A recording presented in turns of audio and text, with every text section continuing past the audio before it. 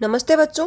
आज हम बात करेंगे कक्षा 12 विषय इतिहास के प्री बोर्ड के लिए जो इम्पोर्टेंट प्रश्न है उनके ऊपर अपन चर्चा करेंगे। इसमें अपना पहला प्रश्न है, भारतीय पुरातत्व का जनक, यानी कि जो भारतीय पुरातत्व सर्वेक्षण की स्थापना हुई थी वो किसने करी थी। तो आपको याद रखना है ये किसने करी थी, कनिंघम ने। भारतीय पुरातत्व का जनक कौन है, कनिंघम। आगे बात करें पर्याग प्रशस्ति की रचना। पर्याग प्रशस्ति की रचना किसने करी थी, हरिसेन ने करी थी। और ये किसका दरबारी कवि था, समुद्रगुप्त का।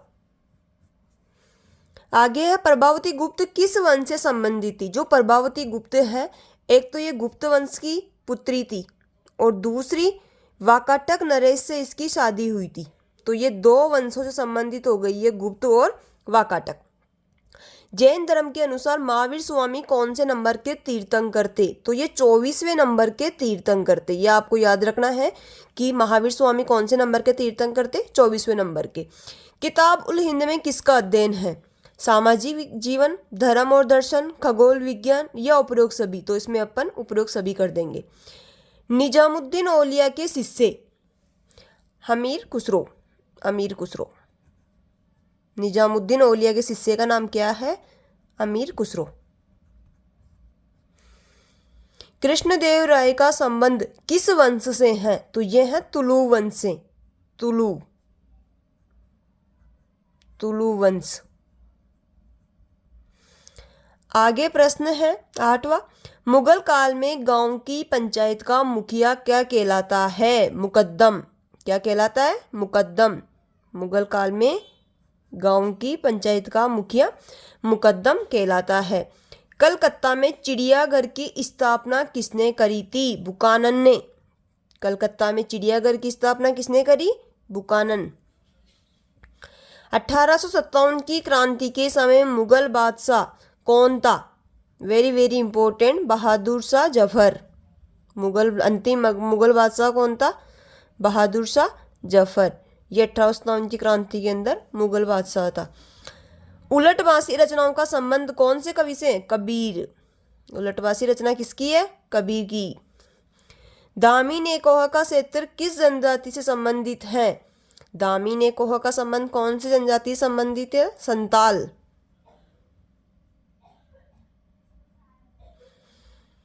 प्रथम गोलमेज सम्मेलन कब हुआ, 1930 में। और अगर बात करें सेकंड और थर्ड की, तो ये 1931 और 1932।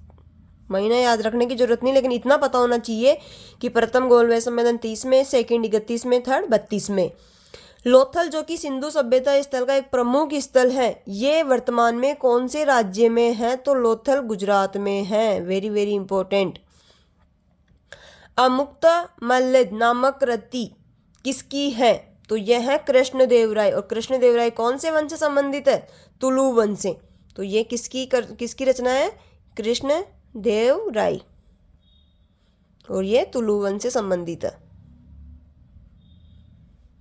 आगे चलते हैं अपन। मक्का भारत में कहाँ से आई है। तो ये अमेरिका से आई। मक्का भारत में कहाँ से आई है, अमेरिका से। मक्का भारत में कहाँ से आई, अमेरिका से। इन प्रश्नों की अपन ने बात कर ली। 16 प्रश्न की। भारतीय पुरातत्व का जनक कनिंघम। पर्याग प्रशस्ति की रचना हरिसेन ने। प्रभावती गुप्त किस वंश से संबंधित, गुप्त और वाकाटक या वाकाटक गुप्त, दोनों किसी तरीके से भी आ सकता है। इसके आगे जैन धर्म के अनुसार महावीर स्वामी कौन से नंबर के तीर्थंकर हैं, 24वें नंबर के तीर्थंकर है। किताब उल हिंद में किसका अध्ययन, सामाजिक जीवन का भी है, धर्म और दर्शन का भी है, खगोल का भी, उपरोक्त सभी। निजामुद्दीन औलिया के शिष्य का नाम अमीर खुसरो। कृष्णदेवराय का संबंध किस राजवंश से है, तुलु राजवंश से है। मुगल काल में गांव की पंचायत का मुखिया क्या कहलाता है, मुकद्दम कहलाता है। कलकत्ता में चिड़ियाघर की स्थापना किसने करी, बुकानन ने करी। 1857 की क्रांति के समय मुगल बादशाह कौन था, बहादुर शाह जफर। उलटवासी रचनाओं का संबंध किससे है, कबीर से। दामी नेकोह का क्षेत्र किस जनजाति से संबंधित है, संथाल। प्रथम गोलमेज सम्मेलन 1930 में, सेकंड 31 और थर्ड 32 में। और लोथल जो कि सिंधु सभ्यता का एक महत्वपूर्ण स्थल है, गुजरात में है। अमुक्तमाल्यद नामक कृति की रचना कृष्णदेवराय ने। मक्का भारत में कहाँ से आई थी, अमेरिका से आई थी। चलिए आगे बात करते हैं अपन। महात्मा गांधी दक्षिण भारत से कब लौटे, 1915 में। महात्मा गांधी वापस कब आए थे? 1915 के अंदर। सुदर्शन झील का जीर्णोद्धार किसने करवाया था? रुद्रदमन ने।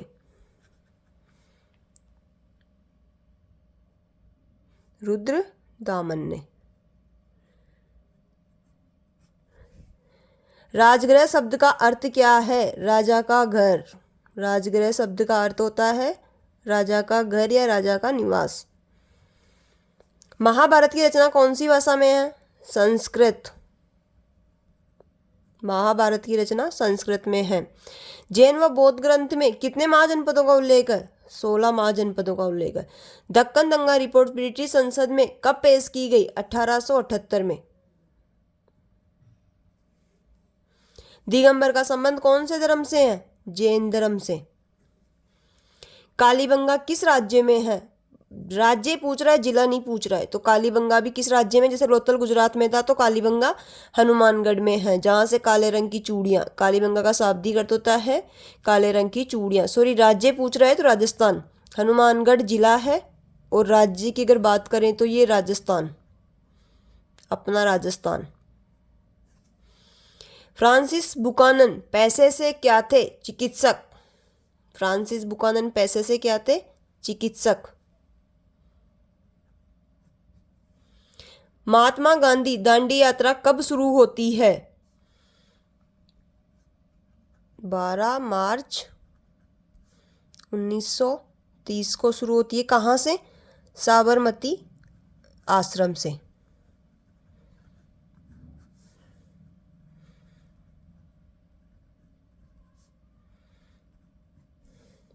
और दांडी गुजरात तक जाती है 6 अप्रैल 1930।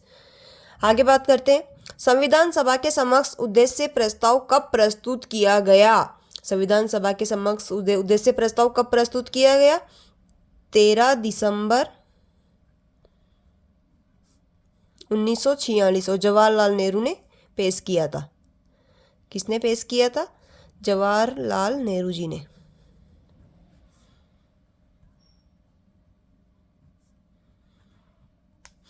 पितृवंशिकता का क्या अर्थ है?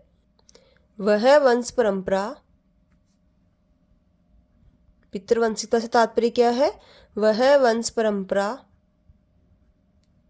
जो पिता से पुत्र और पुत्र से फिर पौत्र और प्रपौत्र आदि से चलती है, उसे कहते हैं पितृवंशी परंपरा। आदि से चलती है यानी कि वह वंश परंपरा जो पिता से पुत्र फिर पौत्र फिर प्रपौत्र आदि से चलती है, उसी को हम क्या कहते हैं? पितृवंशिक परंपरा। आगे बात करते हैं। हस्तिनापुर नामक जगह का उत्खनन किसने किया था? तो ये किया था बीबी लाल ने। बीबी लाल ने। नेक्स्ट प्रश्न अपना, भारत आने वाले किन्हीं 3 विदेशी यात्रियों के नाम लिखिए। सबसे पहले नंबर पे आया था अल-बरूनी। अपना लेसन है यात्रियों के नजरिए, उसमें 3 ही यात्री आए थे, तीनों के नाम लिखने हैं। अल-बरूनी। दूसरे नंबर पे आता है इब्न बतूता। Ibn Battuta. और तीसरे नंबर पे आता है फ्रांसवा बर्नियर। डायरेक्ट बर्नियर भी लिख सकते हो। इनकी किताब भी पूछी जाती है अपने को, तो वो भी अपने को थोड़ी बहुत पता होनी चाहिए। अल-बरूनी की किताब का नाम है किताब उल हिंद।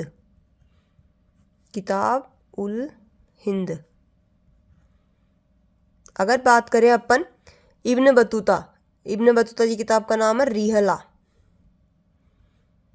और अगर बात करें अपन बर्नियर की तो travels in the Mughal empire.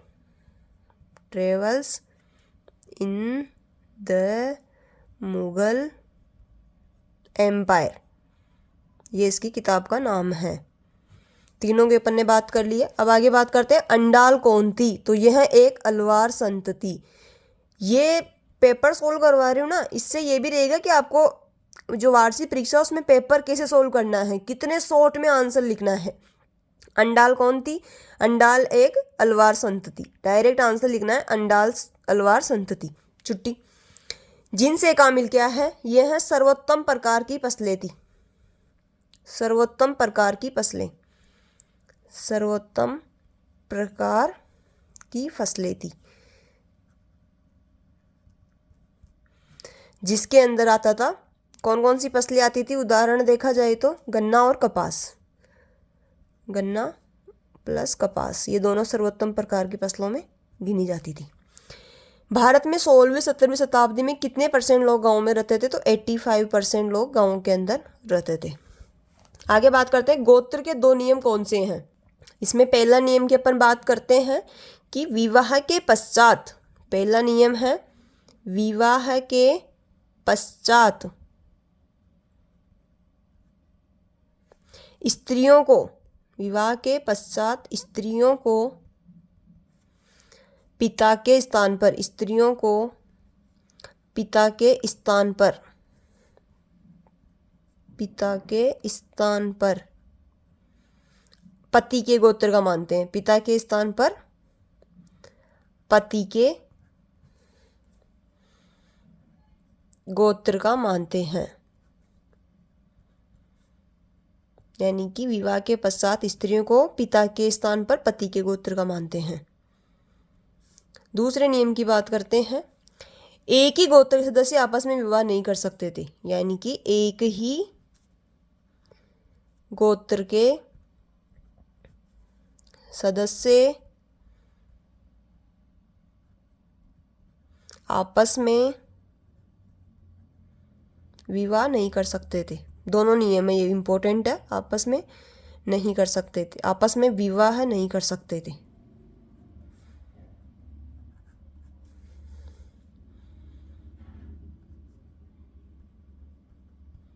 ये प्रश्न जो छोटे छोटे प्रश्न थे उसको मैंने ऐसे लिखा है, बाकी सभी के आंसर साथ में लिखे हैं। फिर आगे महानवमी डिब्बा के बारे में आप क्या जानते हैं? तो इसके बारे में बात करते हैं। यह विजयनगर साम्राज्य की राजधानी हम्पी में स्थित एक ऊंचा विशालकाय मंच है। आपको याद रखना है इतना सा महानवमी डिब्बा के बारे में, ज़्यादा कुछ याद नहीं रखना है, इतना सा याद रखना है आपको सिर्फ कि यह है विजयनगर साम्राज्य की राजधानी जो कि क्या है? हम्पी, उसमें स्थित एक विशालकाय मंच है और इसका उपयोग नवरात्रि या महानवमी उत्सव के दौरान राजकीय समारोह के लिए होता था। यानी कि जो लघुतरात्मक शब्द अपने से पूछे हैं ना, ये अपने से इतना ही पूछे हैं, जितना पूछे उतना ही जवाब देना है, एक्स्ट्रा नहीं देना है, इससे यह टाइम की बचत होती है। तो यह विजयनगर साम्राज्य की राजधानी हम्पी में स्थित एक ऊंचा विशालकाय मंच है और इसका उपयोग नवरात्रि या महानवमी उत्सव के दौरान राजकीय समारोह के लिए, ये इंपॉर्टेंट, इसमें 2 चीज़ें इंपॉर्टेंट है। एक तो है विशालकाय मंच, कीवर्ड याद रखो, और दूसरा है राजकीय समारोह। अब किस पर? नवरात्रों और रामनवमी, नवरात्रों में रामनवमी के ऊपर विशालकाय मंच और राजकीय समारोह के लिए होता था। आगे बात करते हैं अशोक के धम्म को समझाइए। अशोक के धम्म के बारे में अपन बात करते हैं। अशोक का धम्म नैतिक आचरण पर आधारित था। वेरी वेरी इंपॉर्टेंट, इसमें पॉइंट लिखने 3-4। अशोक का धम्म नैतिक आचरण पर आधारित था। पहला कीवर्ड हो गया नैतिक आचरण, नैतिक आचरण पर आधारित था। इसका उद्देश्य प्रजा में अहिंसा, करुणा, सत्य, सहिष्णुता और सभी धर्मों के प्रति सम्मान को बढ़ावा देना था।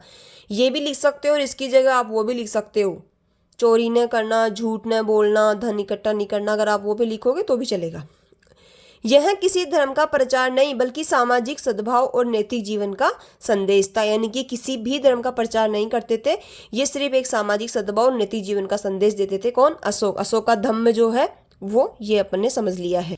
आगे वाला प्रश्न अपना चौथा, इब्न बतूता ने संचार हेतु डाक व्यवस्था का किस प्रकार वर्णन किया है? यानी कि इब्न बतूता ने वापस अपने वहां जाकर के अपने यहाँ की जो डाक व्यवस्था थी उसका वर्णन कैसे किया है? तो उसने लिखा है कि इस व्यवस्था से समाचार और शाही आदेश बहुत तेजी से एक स्थान से दूसरे स्थान तक पहुंचते थे। ये लैंग्वेज जो मैंने लिखी ना बहुत इजी लिखी है, इसको आप आराम से समझ सकते हो और यकीन मानिएगा इस जो मैंने पेपर सोल्व करवा रही हूँ ना, इसी से आपके जो ईयरली एग्जाम है, वार्षिक परीक्षा, उसमें आपको बहुत ज़्यादा हेल्प मिलेगी।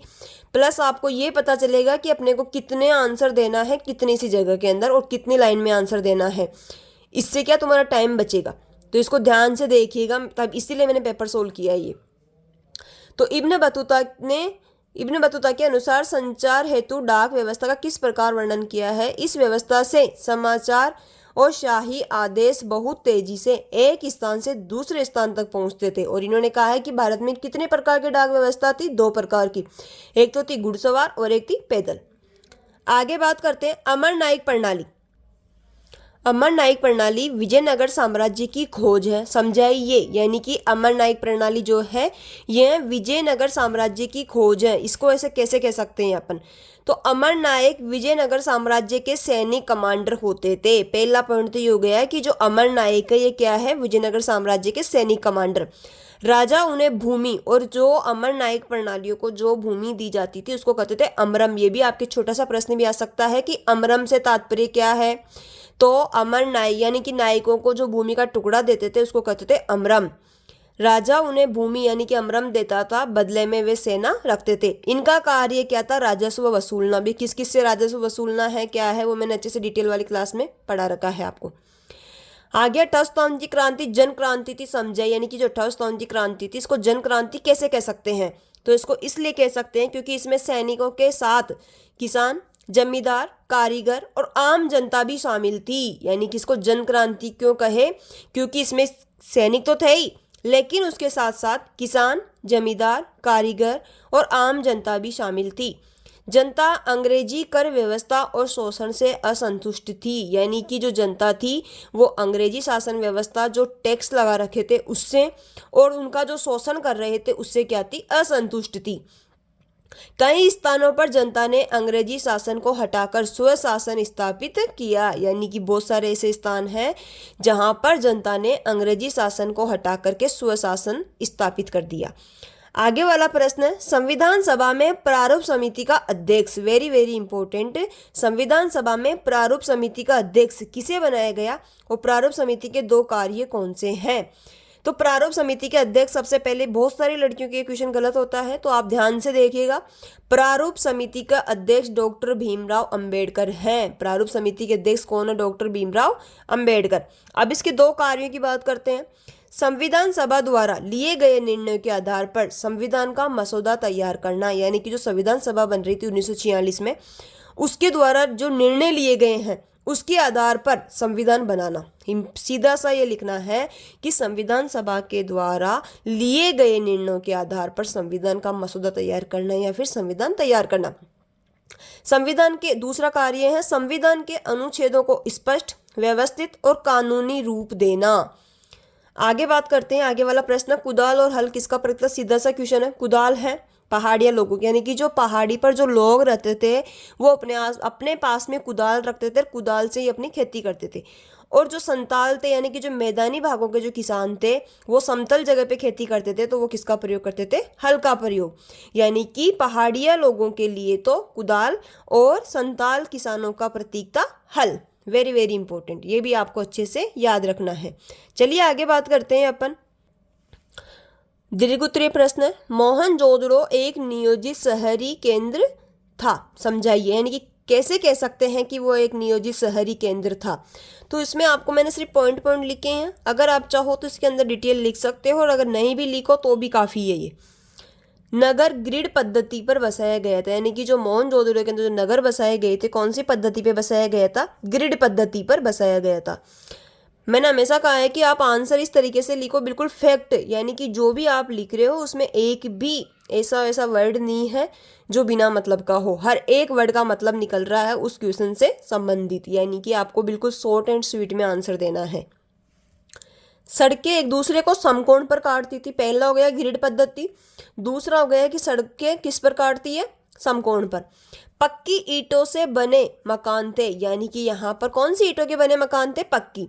कीवर्ड याद रखना है। पहले नंबर पे ग्रिड पद्धति हो गई, दूसरी समकोण। एक एक वर्ड याद रखो, इससे आपको पूरी लाइन याद आ जाएगी कि लाइन क्या कहना चाह रही है। तीसरा है पक्की ईंट। ग्रिड, समकोण, पक्की ईंट। हर घर में नालियों की व्यवस्था थी और नगर कितने भागों में बटे हुए थे? 2, एक तो दुर्ग और एक निचला शहर। इन दोनों के बारे में भी अगर आप चाहो तो आराम से लिख सकते हो। मैंने डिटेल वाली क्लास में बहुत अच्छे से समझा रखा है। ये पूरा प्रश्न मैंने सोल्व करा रखा है उसके अंदर। आगे बात करते हैं कबीरदास और गुरु नानक की शिक्षाएं बताइए। यानी कि कबीरदास जी ने क्या शिक्षा दी है और गुरु नानक जी ने क्या शिक्षा दी है, दोनों के लगभग सेम है। एक बार बात करते हैं कबीरदास की शिक्षा। कबीरदास जी कहते हैं कि ईश्वर एक है। कबीरदास जी मूर्ति पूजा का विरोध करते हैं। देखो मैंने कितने शॉर्ट एंड स्वीट में लिखा है, बिल्कुल इतना इतना, दो दो लाइन के वर्ड, दो दो वर्ड से एक वाक्य वो बना दिया वाक्य। आपको भी ऐसे शॉर्ट एंड स्वीट में लिखना है। एग्जामिनर जो भी होगा चेक करेगा, वो एकदम खुश हो जाएगा, इंप्रेस हो जाएगा कि कितने अच्छे से लिखा है। तो कबीरदास की जो शिक्षाएं हैं, ईश्वर एक, लेकिन ये आप कब लिख सकते हो, जब आपको कंप्लीट याद हो। ऐसा नहीं हो आपको ये दो ही वर्ड याद हो, तो फिर आप कैसे लिखोगे, उसके लिए आप दो वर्ड से आप 4 लाइन बना सकते हो। तो ये लिखने का तरीका अलग है, दो तरीके से। अगर आपको कुछ नहीं आ रहा तो आप 2 वर्ड से भी एक पेज भर सकते हो, और अगर आपको सब कुछ याद है लेकिन टाइम कम है तो आप बिल्कुल फैक्ट लिखो जो बिल्कुल उसके ऊपर जा रहा है, जो आंसर है डायरेक्ट। जैसे मैंने लिखा है कबीरदास की शिक्षाएं, कबीरदास जी ने कहा है कि ईश्वर एक है। कबीरदास जी कहते हैं कि कबीरदास जी मूर्ति पूजा का विरोध करते हैं। कबीरदास जी जाति के भेदभाव का विरोध करते हैं, यानी कि जातिगत जो भेदभाव चल रहा है उसका क्या कर रहे हैं, विरोध कर रहे हैं। बाह्य आडंबर और कर्म कांडों का भी विरोध करते हैं। इसी तरह अपन बात करते हैं गुरु नानक की शिक्षाएं। गुरु नानक जी ने कहा है कि ईश्वर एक और निराकार है, यानी कि इन्होंने क्या कहा है कि ईश्वर एक और निराकार, यानी कि ईश्वर का कोई आकार नहीं है, यानी कि वही मूर्ति पूजा का विरोध है। सभी मनुष्य समान है, वही भेदभाव, दोनों में सेम ही है, लगभग लगभग वही भेदभाव वाली बात आ रही है कि गुरु नानक जी ने कहा है कि सभी मनुष्य क्या है, समान है। सच्चा जीवन और सेवा पर बल, धार्मिक सहिष्णुता का संदेश। ये मुझे पता था कि कुछ बच्चों के दिमाग में जरूर रहेगा कि सहिष्णुता का मतलब क्या होता है, तो मैंने इसलिए नीचे लिखा है कि सहिष्णुता का मतलब होता है दूसरे धर्मों के प्रति सम्मान और स्वीकार्यता। यानी कि आप किसी भी व्यक्ति से इस तरह से घृणा नहीं कर सकते हैं क्योंकि वो दूसरे धर्म का है, यानी कि आप दूसरे धर्म की भी क्या करें, दूसरे धर्म का भी सम्मान करें, यानी कि किसी भी धर्म का आप सम्मान करें, यानी कि अपने धर्म के अलावा दूसरे धर्म का भी अगर आप सम्मान करते हैं तो उसे कहते हैं धार्मिक सहिष्णुता। तो इन्होंने इसका भी संदेश दिया है, सभी धर्मों का सम्मान करते थे। चलिए आगे बात करते हैं अपन। 1857 के विद्रोह की असफलता के कारणों का उल्लेख कीजिए, यानी कि जो 1857 की क्रांति चल रही थी तो वो असफल क्यों हुई है, इसके कारण मैंने बिल्कुल फैक्ट लिखे हैं। अगर आप चाहो तो इसके अंदर भी 2-3 लाइन लिख सकते हो। संगठन और एकता का अभाव, यानी कि 1857 की क्रांति, अब आप इसका पॉइंट बना सकते हो। 1857 की क्रांति के समय संगठन और एकता का अभाव पाया जाता था, इसीलिए क्रांति असफल हो गई है। इसी तरीके से आप यही लैंग्वेज यूज करके प्रत्येक पॉइंट के अंदर आप लिख सकते हो। तो संगठन और एकता का अभाव, लेकिन आपको ये पॉइंट याद रखने हैं, इन्हीं पॉइंटों से आपके पूरे नंबर हैं। सीमित क्षेत्र तक ही विद्रोह, यानी कि जो विद्रोह हो रहा था वो सीमित क्षेत्र तक ही सीमित रह गया। आधुनिक हथियारों की कमी, यानी कि उस समय इतने हथियार उनके पास में उपलब्ध नहीं थे। नेतृत्व का अभाव, यानी कि एक भी ऐसा नेता नहीं आया जो पूरी क्रांति का नेतृत्व करे। यानी बहादुर शाह जफर नेतृत्व तो कर रहे थे, लेकिन वो क्रांतिकारियों के दबाव में आकर के नेतृत्व कर रहे थे, अपनी मर्जी से नेतृत्व नहीं कर रहे थे। कई भारतीय राजा अंग्रेजों के पक्ष में थे, ये भी एक महत्वपूर्ण, सबसे महत्वपूर्ण पॉइंट यही रहा है सफल होने का। यानी कि जो भारतीय राजा थे उन्होंने किसका साथ दिया, अंग्रेजों का साथ दिया, अंग्रेजों को बचाने में सफल रहे, इसीलिए ये क्रांति असफल हो गई। स्वार्थपूर्ण भावना, यानी कि जो भी किसान हो या फिर व्यापारी वर्ग हो या फिर सैनिक हो, सभी अपनी स्वार्थ की वजह से क्रांति में भाग ले रहे थे, ना कि देश की रक्षा के लिए, इसीलिए क्रांति क्या हो गई, असफल। ये तो ये पॉइंट आपको अच्छे से याद रखने हैं। आगे निबंधात्मक प्रश्न की अपन बात करते हैं। छठा प्रश्न है 1930 में गांधी जी द्वारा संचालित सविनय अवज्ञा आंदोलन। इसमें एक प्रश्न तो ये है और इसके अथवा में था भारत छोड़ो आंदोलन। तो ये दोनों ही प्रश्न आप आज ही मैंने पढ़ाया है कक्षा 10th में, भारत के राष्ट्रवाद का उदय, उसके अंदर मैंने दोनों को ही बहुत अच्छे से समझाया डिटेल में। तो आप इसका आंसर आप वहां जाकर के देखें। इसी का सेकंड है स्तूप क्या है, स्तूप की संरचना को समझाइए, यानी कि स्तूप क्या है और स्तूप की संरचना, यानी कि स्तूप के जो मुख्य भाग है वो कौन कौन से हैं। पहले बात करते हैं स्तूप। स्तूप एक बौद्ध धार्मिक स्मारक है। स्तूप क्या है, एक बौद्ध धार्मिक स्मारक जिसमें बुद्ध या उनके अनुयायियों के अवशेष, यानी कि धातु सुरक्षित रखे जाते थे। स्तूप पहली तो यह है कि एक बौद्ध धार्मिक स्मारक है जिसमें बुद्ध या उनके अनुयायियों के अवशेष सुरक्षित रखे जाते थे। अब इनकी संरचनाओं की बात करते हैं अपन। सबसे पहले आता है अंड। जो कि गोल गुंबद होता है।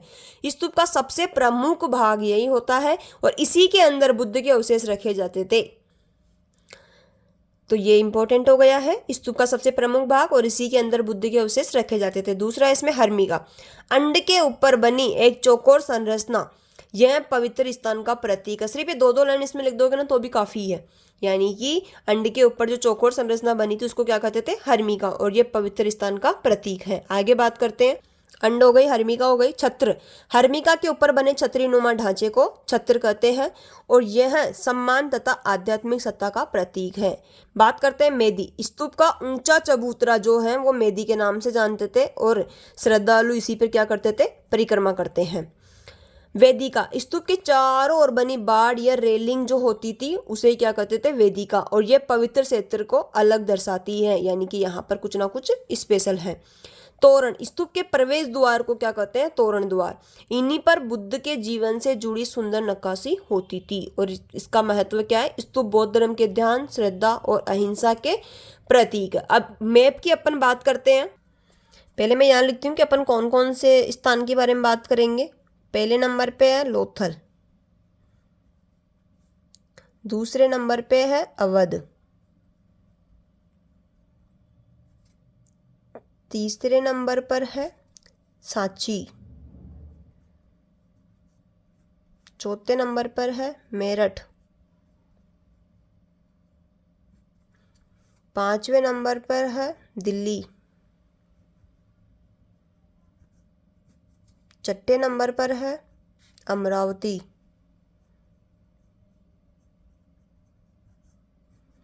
सातवें नंबर पर है हम्पी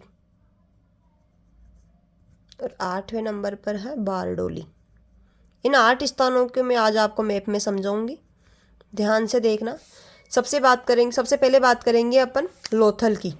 तो सबसे पहले तो आपको इनका राज्य पता होना चाहिए। लोथल कहाँ है, गुजरात में। अवध कहाँ है, अवध यूपी के अंदर है। सांची कहाँ है, एमपी में। और मेरठ भी कहाँ है, यूपी के अंदर। दिल्ली का पता है ही। अमरावती कहाँ है, कर्नाटक, दोनों हम्पी और ये कर्नाटक में है। और बारडोली कहाँ है, गुजरात में। अब लोथल कहाँ है, गुजरात के अंदर है, तो ये रहा अपना गुजरात। अब इसके अंदर लोथल कहाँ है, तो इसके अंदर अपन बात करें तो लोथल इस जगह पर है। और ये कौन सा है, लोथल। दूसरे नंबर पे बात करेंगे अपन अवध की। अवध यूपी के अंदर है, तो ये अपना पूरा यूपी है। अब यूपी में भी कहाँ है, तो यहाँ पर है अवध। इसकी अगर अपन बात करें तो यहाँ है अवध। अवध के बाद में अपन सांची की बात करते हैं। सांची कहाँ पर है, तो सांची है यहाँ पर, ये कर्क रेखा गुजर रही है और यहाँ पर क्या है, सांची।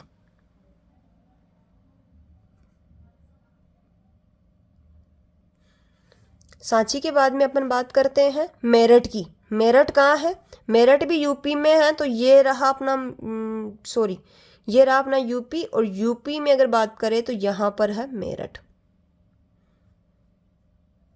सैनिक विद्रोह यही होता है, पता है। आगे बात करते हैं 5 नंबर पे दिल्ली। दिल्ली का तो आप सभी को पता है, ये रहा यहाँ पर दिल्ली।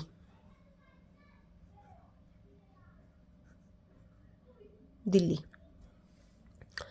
आगे दिल्ली के बाद में बात करते हैं अमरावती। और अमरावती कहाँ है, कर्नाटक में, तो ये रहा अपना कर्नाटक। और कर्नाटक में अगर बात करें तो इस जगह पे है अपना अमरावती।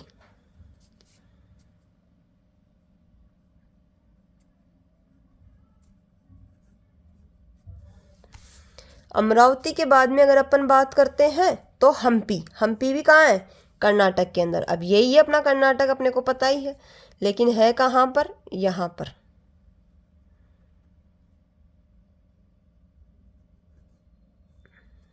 हम्पी। हम्पी के बाद में अपन बात करते हैं बारडोली। और बारडोली कहाँ है, गुजरात के अंदर। अब गुजरात में लोथल भी है, लोथल की अपन ने बात कर ली, लेकिन बारडोली है यहाँ पर।